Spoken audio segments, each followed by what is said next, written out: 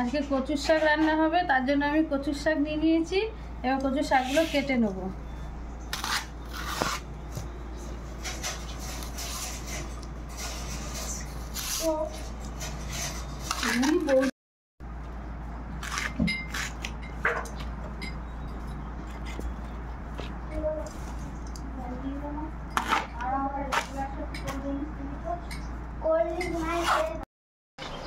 কচুর শাকটা কেটে ভালো করে ধুয়ে নিয়েছি, ধুয়ে একটু সেদ্ধ করতে বসিয়ে দিয়েছি। একটু সামান্য নুন দেব, নুন দিয়ে এটা ঢাকা দিয়ে দেবো। আমার কচুটা সেদ্ধ হয়ে গেছে, আমি এবার নামিয়ে জলটা ঝরিয়ে কড়াইটা গরম হয়ে গেছে, কড়াই তেল দিয়ে দিয়েছি।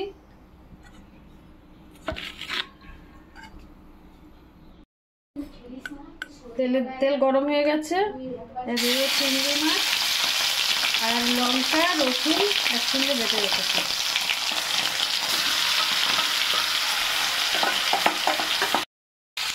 নুন হলুদ দিয়ে দেবো,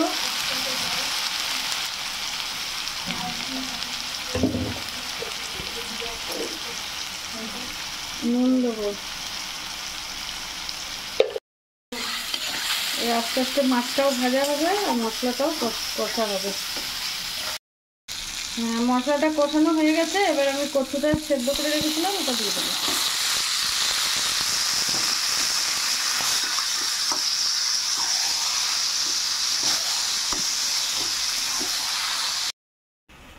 আমার চিংড়ি দিয়ে কচুর শাক রেডি হয়ে গেছে, এবার নামিয়ে